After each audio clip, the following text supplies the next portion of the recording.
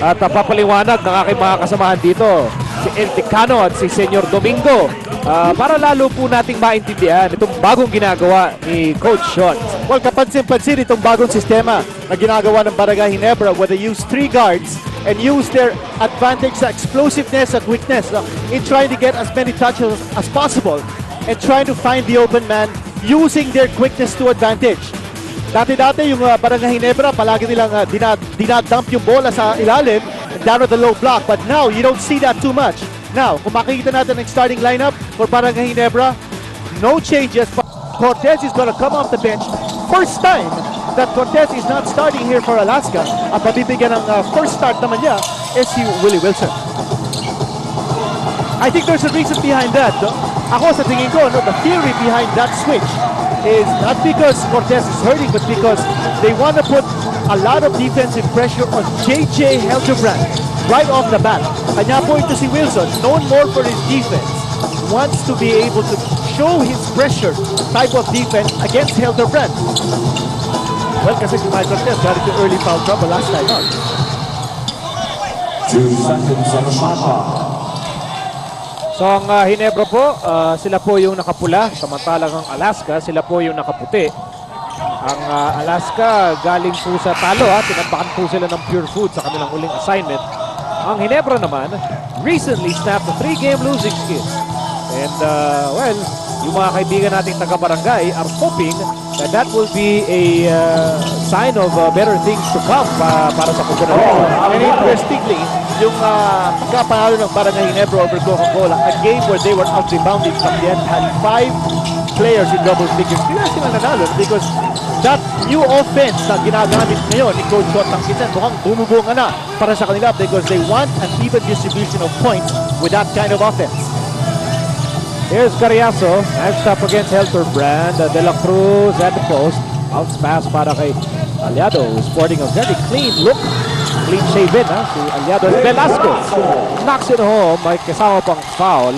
Speaking of foul, the men in charge of spotting those fouls and other irregularities are Boy Cruz, Art Herrera, and Patrick Canizares. Ito makita natin, no? First step by Nick Velasco, yung last line of defense ng Barangay Ginebra, not enough to put intimidating defense on Velasco.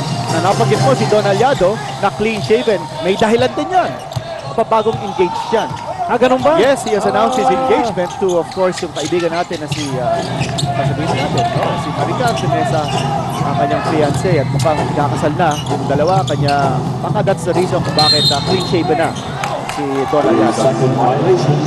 Well, I can tell Don right now, possibly in the next 3 years, siguro pati buhok niya, aahitin na rin niya.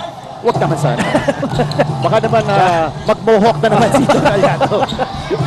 Yes, Dominic, you'd like to say something? Nico, kaya clean shaven actually itong si Don Aliado. Tinanong ko siya kanina, it's not actually because that he's recently engaged, but it's because he had an irritation. Okay. Let's just make sure those are 2 different things. Kala ko, Baka kasi yung magulang ni Don Aliado na si Joy at si Loy, pareho silang of course live in LA. Baka napagsabihan din ito si Don. Don, mag-ahit ka na. You're going to become a group soon.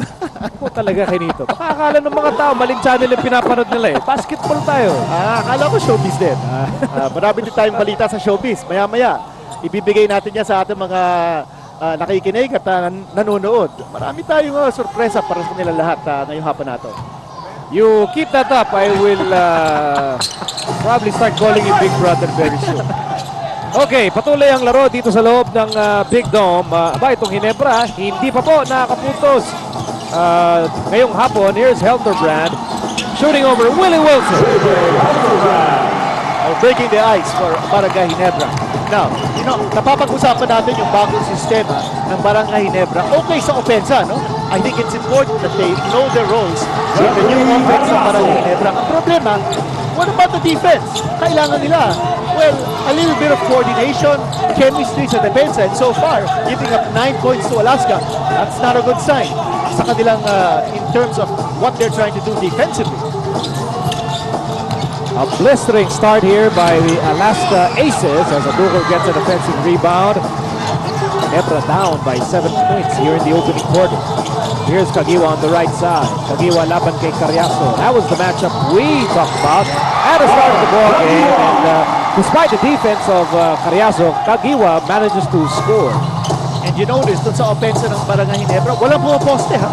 Now, the problem with that is that yung shooters mo sa labas, they may not be able to get too many open shots because walang kick-out situation or opportunity para sa Ginebra.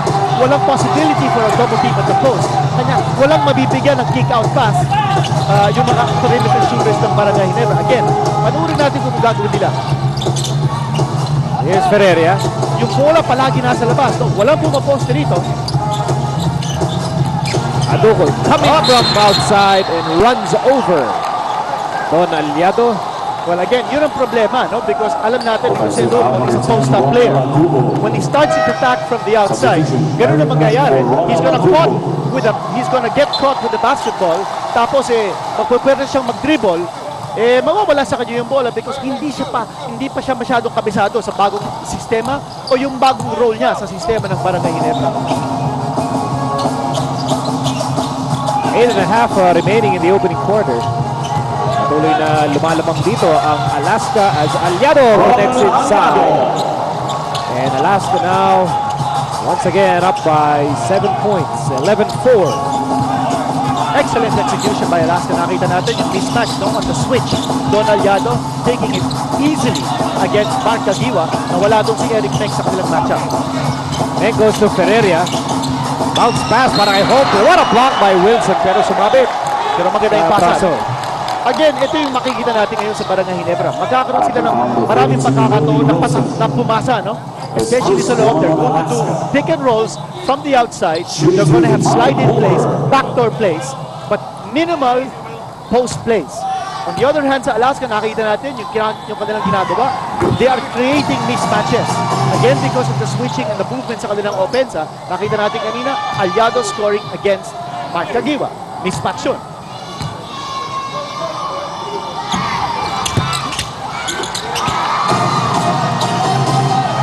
So Holper gets both free throws para mabawasan naman itong lamang ng Alaska. With under 8 minutes to go in the opening quarter. Aliado is the game's leading scorer with 8 big points here in quarter number 1. Aliado is shooting 52.5% from the floor. That's a high percentage. And he's taking a lot of shots from the outside. Hindi lang siya tumitira doon sa may bandang loob. But he's developed very, very accurate medium-range shot. Velasco completes the steal para sa Alaska. We're up by 7 points as we near the 7-minute mark of the opening quarter. Not really the forte of Willie Wilson as Helterbrand gives a no-look pass for Ferreira who gets swallowed by the Alaska defense. But yung quickness ng Barangay Ginebra, nakikita na natin ngayon, no? Ang laro nila, up-tempo, they're playing with 3 guards and you can expect a lot of quickness sa kanilang offense. Nick missing his first field goal try. De La Cruz over to Carriazo and Boy Cruz says Carriazo was caught dancing with the wrong shoes. Nabanggit natin kanina, no? Itong matchup ng shooting guards, Carriazo versus Mark Kagiwa. Nabanggit natin that Carriazo has had to share his minutes. Bakit kanyo? Well, he's a very versatile player. But in the Alaska lineup, marami silang mga versatile players. Like Tony De La Cruz, he's a player now playing number 3. Pero kaya din niyang maglaro ng dos, kaya din niyang maglaro ng uno. Hey, 4 points to po si JJ Helterbrand. Cutting down Alaska's lead to 5 points, 13-8. As we near the halfway mark of the opening quarter. They left Velasco open. Rebound na punta kay Kagiwa. Kagiwa on the move. Kagiwa will go all the way for 2.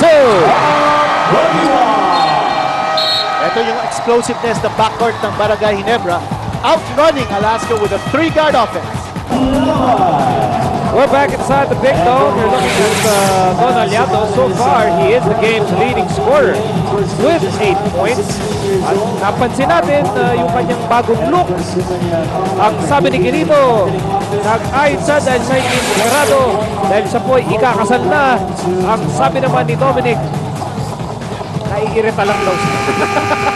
kanino kaya? Ay, hindi. Ay, hindi. Irritation. Okay. Siguro nagkaroon na ng skin irritation. Ayun, akala ko sa tao eh. Those are two different things. Ayun. Nothing irritating, Mark Kagiwa here in the Philippine Cup. And same goes for Nick Velasco. Seems to have found a very comfortable home with the Alaska Aces. Alam mo, perfect fit talaga si Nick Velasco sa triangle offense ng Alaska, which thrives on versatility. And when you talk about a player who is very versatile, ito si Nick Velasco, ako, okay na okay. Take a look at the field goals. Both teams with the same number of attempts from the floor. Wilson offensive rebound, put back no go. What shot naman try nakagawa. para sa Alaska. Yan ang hassle ni Willie Wilson. Well, it really helps when you played power forward when you were in the UAAP. Tama. So those rebounding skills do come in handy. Ay, ito pa rin si Aliado. He must be really inspired, Ganito. He already has 10 big points. Very much. Ever since he's announced his engagement, ibang-iba talaga nilalaro ni Don Aliado. Pati yung look na nagbago. Okay, nakita natin ito si Aliado with already with 10 points. And you also mentioned yung versatility ni Willie Wilson. That's also the reason why he's gaining a lot of minutes sa Alaska, no? And would you believe, someone who played power forward in the UAAP now is playing point guard. Kaya din niya mag-toss. Here's Carriazo. They forgot to put a shadow on Jeffrey Carriazo, and the veteran has 4 points today.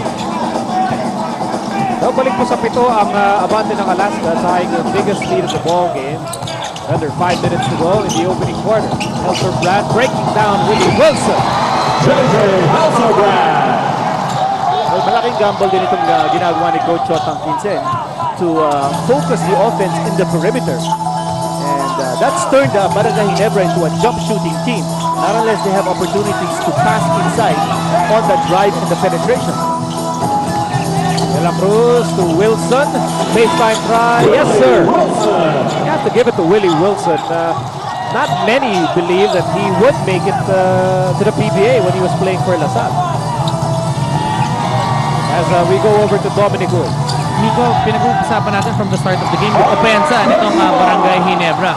At nakausap ko yung kanilang coaching staff, makikita mo, di ba, dun sa stats na pinakita natin kanina, itong Barangay Ginebra is leading, or rather, Alaska Aces is leading the league in assists. At itong Ginebra naman is one of the lowest. Sabi nila, though, when they win the game, they average about 22 assists a game. Pero pag natatalo sila sa mga 9 lang. So sabi nga nila, when the offense is working, it's a really good offense when they're able to move the ball. Sabi nila, everybody needs to touch the ball in this type of an offense. Nico? So parang ano ito, democratic offense. So Even distribution of labor. in a sense, Carriazo misses that layup. Misleading itong average ng Ginebra, yung 15 assists per game. Because ang yung disenyo ng kanilang offense, it's meant to generate a lot of assists. That's right. They have to keep the ball moving. At dapat din yung kanyang 5 player on the floor must also keep moving para magkakaroon sila ng opportunity to score. You'll see a lot of high pick and rolls also in this new type of offense. Yan naman ang asawa ni Tony De La Cruz na si Julie Primero. Alam mo, ang kanilang love story, ibang klase talaga, no? Dati-dati nung naglalaro pa si Tony De La Cruz for the University of California at Irvine, boyfriend at girlfriend pa sila. Ito si Julie would pass the ball to Tony De La Cruz sa kanyang practice. Silang dalawa lang. Siya nga ang taga-bigay ng bola sa kanya as he was practicing his shots playing for the UC Irvine varsity. And of course, nagbunga kanilang pag-iibig. And now they are proud parents of 2 children, si Marley at saka si Mary Jane. Mary Jane was born just last year. Alam mo ba, Mary Jane was born in between the international stints ni Tony De La Cruz between Las Vegas and Taipei. Yan, ang love story ni Tony De La Cruz at si Julie Primero. Yan. Dito, pwede ka na. May laro tayo. I'm back. I just left to get a cup of coffee. Yes, love story nila. Maganda. Yes, Helter Brand. Maganda yung ginawa ni Helter Brand as he cuts down the deficit to 5 points. 21-16. Well, you also notice that yung focus ng offense ng Barangay Ginebra is heavily on the backcourt. Kagiwa and Helter Brand have combined for 14 out of the 16 points ng Barangay Ginebra. that takes away, I think, no, from the post moves, not only ni Romel Adukol, but also Eric Meng. Round 47, Mark Magiwan. Sweet move coming from JJ Helterbrand. 14 seconds to shoot. Meron na siyang 8 points ngayong hapon. As Mike Cortez makes his first entry in the ball game, replacing Uri de la Cruz. So here's Velasco. Good 5 on the shot clock. Rebound nakuha ni Kagiwa. You know, it's very interesting that Coach Tim Cone, minamatch up ngayon itong 3-guard formation ng Barangay Ginebra. Pero siya 3 kwarto sa loob. Naku, ito pa si JJ! Actually, kanina pa lang sa shoot around napansin natin maganda ang binibitawan ngayon ni JJ Helterbrand. Seems to be feeling it here in the opening quarter. Meron din tayong love story na isa na i-relate sa ating mga tagapanood at nakikinig tungkol kay JJ Helterbrand naman. Mamaya yan. I just hope you will not delve into the love stories of Dominic because it will take us probably 10 hours. Well, kasama din yung love story ni Miko Halili. Pwede rin natin ikwento yan. Incidentally, congratulations Miko on your new arrival. Mickey's the name. Ano nga pa? Mickey. Ayun, Mickey. My Newly born daughter. Daughter. Yes. Mickey as in Mickey Ferriols. Yes. Okay. Hindi namang John Ferriols si Mickey Ferriols. Here's Carriazo. Pupunta itong usapan natin. Carriazo knocks it home. Naging kaibigan din si Mickey Ferriols ni Eric Meng once upon a time. Okay. Retro, may mga retro stories na wala. Here's Eric Meng. As Carriazo tosses the ball over to Cortez. Under a minute to play and Alaska's on top by 6 points. Again, makikita natin, no? Si Donald Yado is playing the long court and that gives an opportunity for Alaska to Nick Velasco to shoot from the outside. Alaska now with 5 markers. And as time winds down here in the opening quarter, Ginebra is trailing by 8 points. Rodney Santos in the ball game for the first time. Santos still has the basketball. Back pass para kay Adukol. A long jumper from the general. That's his first 2 points. Galing sa labas yun. So ito na, paubos na ang oras dito sa opening quarter. 6 points ang lamang ng Alaska. Cortez goes to Velasco. Here's an open 3-pointer para kay Carriazo and knocks it home. That's a 2-pointer. 2 points yun. At counted pa as he beats the buzzer and the Jet will make it an 8-point ball game in favor of Alaska. Naninigurado lang ang ating mga opisyalis dito but that should count for the Aces. Carriazo left wide open from the left side and he knocks it home. And as we guessed, counted yung tira ni Jeffrey Carriazo and he has already matched his conference average of 10 points.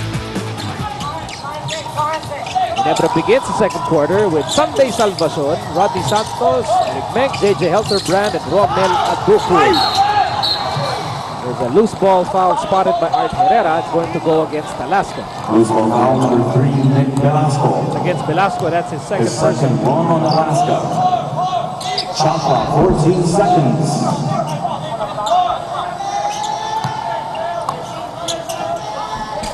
Eight points ang inahabol dito ng Ginebra as they go to Meng at the post, firing a pass to Salvacion, and the ball goes out of bounds. Then Patrick Canizares says, Jump ball. Jump ball. Very rare opportunity na naglaro ng post. Yung Barangay Ginebra sa kanilang offense, nakakuha ng bola dun si Meng. Kaya Meng, I think, has attempted only ilang beses kaya. May limang attempt na si Eric Meng sa larong ito. At wala pa siya na ipapasok from the floor. Si Holper, 2 attempt. Si Adukol, 2 attempt. So, yung 3 frontliners ng Barangay Ginebra, only 9 attempts from the floor. At makikita po natin ang field goal percentages in the first quarter. Angat na angat ang Alaska, close to 60% as against 50% for Barangay Ginebra. 3-second violation. As as a 3-second violation is charged against Alaska. Let's turn it over to Dominic Uy. Miko, kanina pa natin pinag-usapan ng personal lives ng ating mga players. Gusto niyo bang malaman kung paano nag-propose si Don Aliado? Why not? Okay. Why not? Joke not. Wala nangyari dito. He was with his fiancé now, na si Maricar de Mesa, in a hotel in Makati, at sinabi niya na they were gonna meet up with some friends. But he was actually planning it na gano'n, na wala naman talagang friends. Tapos ang nangyari, sobrang tagal na nila nag-aantay. Naiinip na daw si Maricar at sinabi niya, alam mo, just close your eyes first and take a deep breath because I have a surprise for you. And then he pulled out the ring, got on one knee and proposed, and I guess she said yes. I hope she said yes. No, kaya tuloy nag-ahit si Don Aliado. And then, sabi nga na that's why he's really inspired and he's playing really well. It's because 2 weeks ago, finally the girl of his dreams agreed to marry him. Okay. Maybe he's been asking her for a long time. Well, but I believe they already have the house of their dreams. Yes. Sa Loyola Grand Villas, meron ng bahay si So, do you also have the background of the construction of their dream house? Meron din. Pwede din natin pag-usapan yun. Yung blueprint. Blueprint. Mamaya, pag-usapan natin yan. We're nearing the 10-minute mark of the second quarter and Gomez misses the 3-point try. Lamang pa rin ang Alaska dito sa first half. Here's Helterbrand, nowhere to go. Binigay kay Salvacion and now ball is with Meng. They swing it over to Adugol. Adugol makes his move. Yung kanyang pasa, muntik ng mago ni Cortez. But the thing that you will have to notice with this Ginebra offense, all 5 players touch the ball in that sequence. Pero kung wala silang cutter, wala silang movement, mahihirapan sila. Ito, shot clock down to 11 seconds. And the man holding the basketball, driving to the basket, was Adugol, and he should be driving to the basket. Yeah, and it should be someone like Rodney Santos or J.J. Helderbrand because they can penetrate and they can dish. Wala nga silang post offense, pero kung meron silang penetration and the dish, meron din silang kick-out opportunities. Parang balik na dyan. Santos going to Meng for the outside shot. That was the 4th point para kay Meng. Here's Cortez. Alaska up by 6, and this is money in the back. And De La Cruz, his first 2 points sa game na to. Very sharp ang outside shooting ng Alaska. And the reason is because a lot of those outside shots are not being challenged. Ang depensa ng Barangay Ginebra is a step slow in the rotation. Reynalong Natan is in the ball game for the first time para sa Alaska. Back-to-back baskets para kay Tony De La Cruz. Probably heard you sharing his love story to a national television audience. So he felt, I better play well. Well, Tony, that time, siya pumoste, no?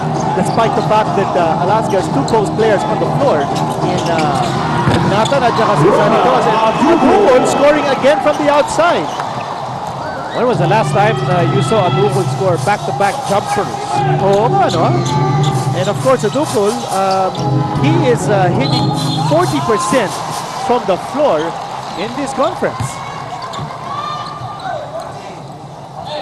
And what's the disparity Offensive between foul, 32, Willie his Wilson. field goal percentage and his free throw percentage? Substitution foul. Well, Adugol is hitting 41.7% from the free throw. Kanya, mas pataas pa rin ang kanyang free throw from the field goal. Kanya, okay na din. Okay na din yun. That's supposed to be the norm.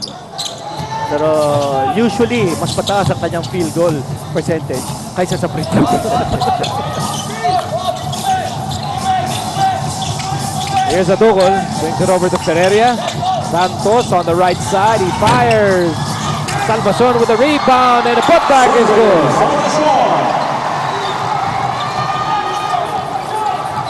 Anim pa rin ang lamang dito ng Alaska, 35-29. With under 8 minutes to go in the first half.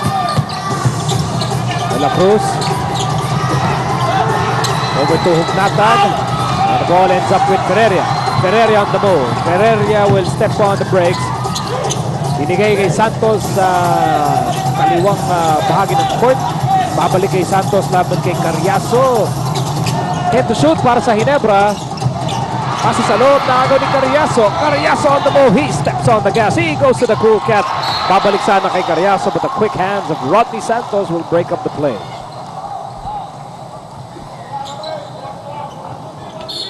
Nakakita natin dito growing pains for Barangay Ginebra, especially in that last failure sa kanilang execution. No? Alaska is very smart and very wise to the new offense ng Barangay Ginebra. They're chasing down the man with the ball along the perimeter. And they're closing in. Kaya nakita natin si Rodney Santos na ipit itong kanina and forced to issue a bad pass. In the meantime, Alaska forced to call a timeout dahil di may inbound yung bola. San Miguel Beerman, on the other hand, tied for first place with Coca-Cola and Pure Foods. So that would be a good one.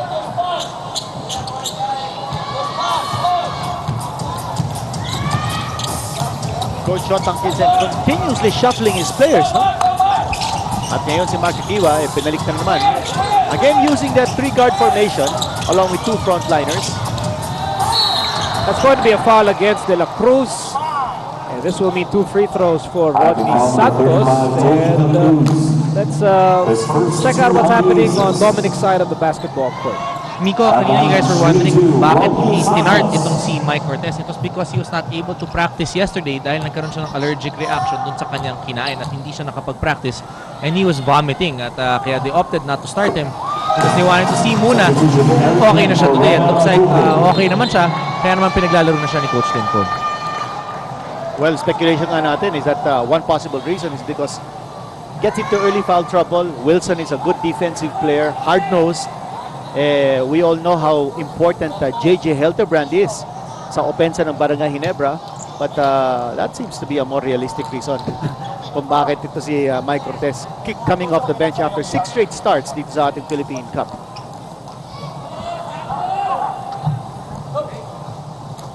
Coach ST versus Coach TC. TC stands for Top Cat or Team Cone. ST stands for Shotang Kinsen. yeah. Okay. Let's make sure about that. Akala mo, super Takinsen. Mahirap na. 7 minutes to go in the first half. Gentlemen playing on the hard court for Alaska. It's Carriazo, Cortez, Hugnatan, Sanitos, and De La Cruz. The Cool Cat will score inside. And that will be the first 2 points para kay Mike Cortez. Balik sa atin mga bante ng Alaska, 37-31. Santos and Corks, Ross with a rebound. Well, the idea behind this offense ng Barangay Ginebra is if the offense is going to come from the backcourt, dapat yung dalawang malalaki ng Ginebra palagi nandun sa ilalim ng court. Just so, when the shots are taken from the outside, nandun sila for the possible offensive rebound. So dapat mabilis ang reaction ng dalawang malalaki ng Barangay Ginebra kasi alam naman natin yung offense ng Ginebra is going to come from the backcourt. Now, nakita natin kanina, no second chance opportunity for Ginebra. That's something that they have to work on. Sabi nga natin, growing pains in this bagong system ng Barangay Ginebra. Timeout, Barangay Ginebra Kings. Timeout po para sa Ginebra as Velasco makes his way back to the game. 6:26 to go in the second quarter. Lamang ang Alaska, 38-31. It's been a struggle, especially players getting hurt, and then at the same time we're compounding it with a new system and then hoping it would work better for us in the long run. Still a long way to go. We just hope we could build on this win and then keep on improving. Well, Coach ST hoping that their previous win would mark the start of more wins and more success para dito sa kanilang bagong sistema. Para naman tumubo ulit ang buhok ni Shotang Kinsen. Dapat mas marami panalo yung Barangay Ginebra. We are in the presence of basketball royalty. Oh, yes. This is King Kaloy. The big difference, Kaloy Loizaga, part of this Sunday crowd, and of course that's his son in red, Dynamite Chito Loizaga, former player of Ginebra. Boy, Kaloy Loizaga, a name for the ages. He is a legend indeed. It's nice to see him here, back where he belongs. Araneta Coliseum, mecca of sports sa ating bansa. And of course, King Kaloy now resides in Australia. Often comes to visit the Philippines, where of course ang kanyang anak na si Chito resides. And Chito is the chairman of the Philippine Basketball League at the present. At uunahan na kita. Hindi ko naabutan si Kalelo sa ganun naglalaro. Wala naman akong sinasabi. Ayun. But King Kaloy, si Kaloy, as you look at the inside scoring of both teams, Kaloy Loizaga was so good. He was not just good in the Philippines, he was one of the best in the world. He was once named to the World Mythical 5 during the 1954 World Basketball Championships. And in that championships, of course, we must point out the Philippines took third place, the highest finish of any Asian country in the World Championships. At third place po tayo at si Kaloy Loizaga was named mythical first 5. At yung kanyang teammate na si Tony Hanato, na ninang ko sa kasal, was also named in the mythical top 10 of the World Championships that year. Okay. Of course, you have to mention that ninong mo sa kasal, just to make sure that you are younger. Okay. Dapat. Here's Carriazo. Goes up short. Here's Helterbrand on the bounce pass for Kalani Ferreria. Almost, but not quite. But again, yung quickness ng Barangay Ginebra, yan talagang inaasahan ni Coach ST. No? Mabilis ang kanilang takbuhan. Leave Alaska behind. Alaska now playing with 3 big men. Kanya feeling ni Coach Chotang Itzed. Meron silang advantage.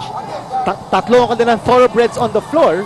And they can certainly outrun Toss, Hugnatan at saka si Nick Velasco. But you know why I enjoy working with you, Ganito? Because of your stories of the old Bika and how Kaloy and the Eco Painters would dominate that league. Guys like Ramoncito Campos, Francis Wilson, Monica Conel. I don't know half of those names that you just mentioned. Yeah. Okay ka The talaga. Travails of Paking Rabat and Lauro. Sino yun? The Fox Mumar. Hindi ko yata kilala yung mga If ganun. not for you, I would not know these legends. But those were glory days of Philippine basketball. But we are experiencing a renaissance in the glory era ng basketball ngayon. Nakakita natin dito sa PBA. Ang gagaling na ng ating mga players. And they've taken certainly Philippine basketball to a new level. Kanya sabi nga natin dito sa PBA, laban kung laban. And that's the best kind of laban na nakikita natin ngayon sa Philippine sports. Sa PBA, sa ABC. Helterbrand! No. Make offensive rebound. Put back. Yes! Ito yung sinasabi ko kanina, no?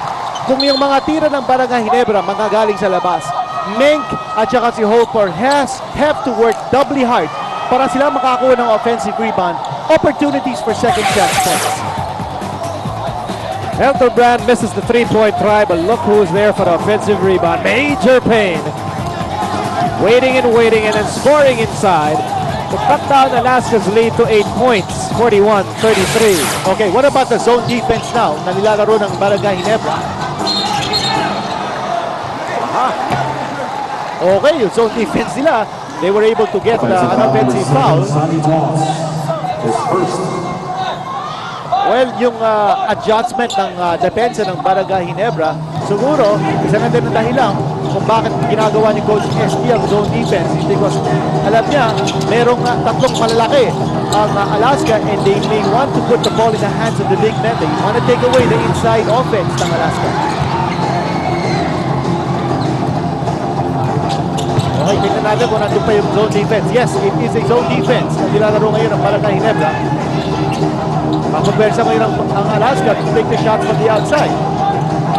Up! Yun. Again, nagbago yung galaw ng opensa ng Alaska because of the zone defense. Nakakuha na naman ang turnover ng Barangay Ginebra. Dalawang sunod na yan. Naparami yung mantikilya sa pandesal ni Hugnatan kanina. Butterfingers on the part of Ilonggo, and so the ball goes back to Ginebra. Here's Ferreria. Hinahanap si Kagiwa. He goes to Menk instead. Here's Holper way outside. Kagiwa over Carriazo. Yes, sir! Sabi ni Mark Kagiwa, okay lang kung itong dalawang malalaki na kasama ko nasa labas. Titira ako. No need for the offensive rebound. And thus, Ginebra chops down the deficit to 6, 41-35. Carriazo from the left side. No go.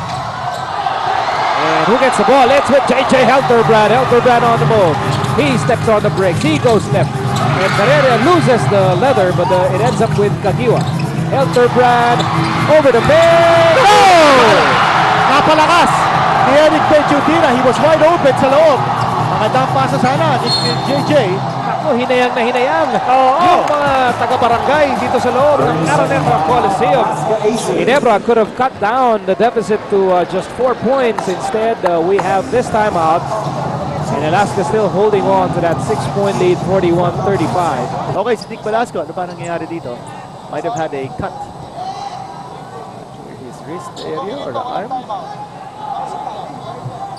So itong Ginebra at Alaska, both seeking their 4th win dito sa Grand Matador PBA Philippine Cup. Tabla sila, no? 3-all. Similar, or rather identical record. Incidentally, napapag-usapan natin si Coach Tim Cohn. Happy, paano man natin sabihin ito? Happy landing in his move to his new house. April 7 yata ang balita natin that he will be moving to his new home. And, congratulations, Coach Tim and his family, plus his newly born son. So you're into basketball, show business, Pati real estate. family affairs and real estate. Unbelievable. That's why they call you the D. Here's Hopper. Oh, nice pass inside. Hindi lang na-convert. Again, yung quickness, no? Galaw ng bola at galaw ng tao ng Barangay Ginebra. That is something that they're really working on.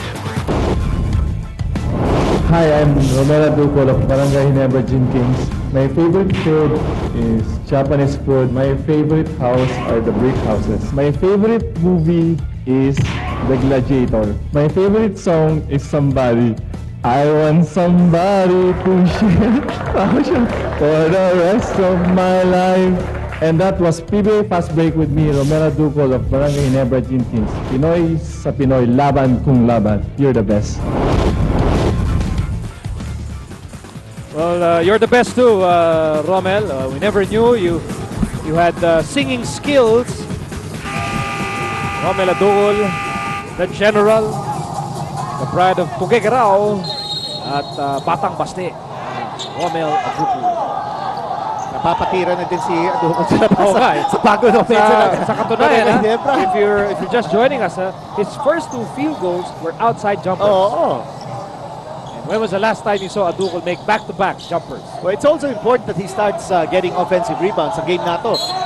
Dalawa na ang kanyang offensive rebounds. So, good sign yan.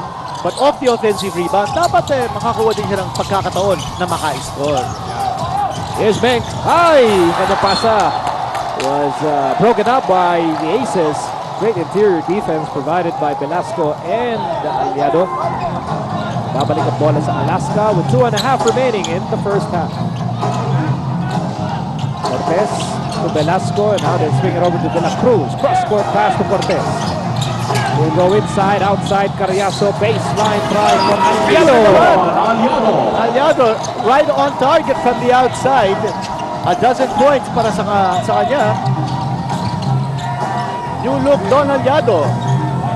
New group to be. Elterbrand throws it against Cortez. The Philip Cesar play. And so the ball will stay with Ginebra. 2:04 remaining in the second quarter. At patuloy pa rin naghahabol dito ang Ginebra. Namang 8 ang Alaska, pwede pa nila tagdagan. Atake nila, Cortez. Aliado top of the key. At that time, tumadon si De La Cruz. Here's Elterbrand as he crosses the half-court line. Elterbrand over to Pagiwa. Pagiwa to Menk. Pagiwa in the paint. And he'll be called for an offensive foul. Dalawang sunod na turnover against Barangay Ginebra. And total turnovers ngayon ng Barangay Ginebra ay 8 na. That is the second personal laban kay Kagiwa. Alaska gunning for a 10-point lead here. And 1 minute and 25 to go in quarter number 2. Velasco for 3. Palakas. Here's Kagiwa. variation ng zone defense yun, no? 1-2-2. Nilaro ng Barangay Ginebra from a 2-3 zone. Oh, there's a double. Ito sinasabi ko, no? Yung offensive rebound. Ako, walang tinamaan yun. Here's Kagiwa.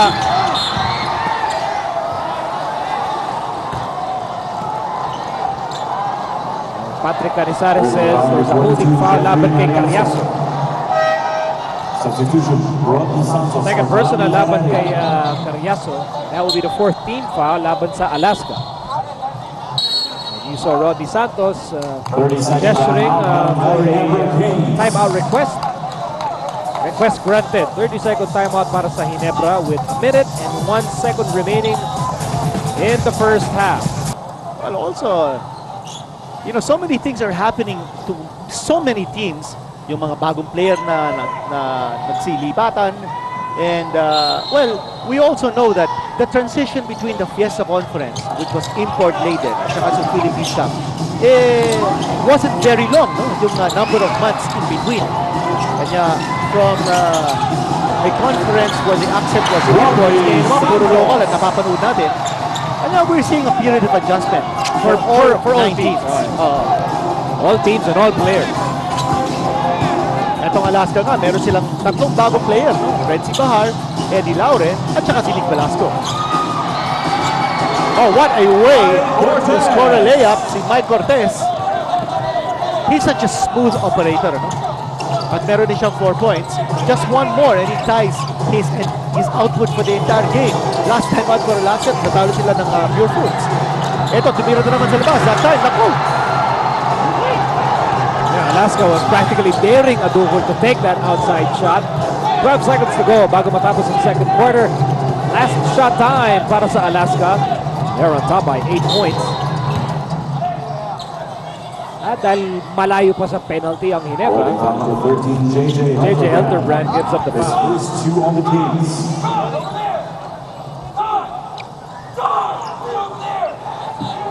6 seconds to go in the second quarter. Who will take the last shot for the Aces? Aliado, nowhere to go. De La Cruz, there's a steal by Elterbrand. And he throws the ball over to mark the end of the first half. The first half, the score is 41. So Alaska po ang may hawak ng kalamangan matapos ang unang dalawang yugto ng ating labanan.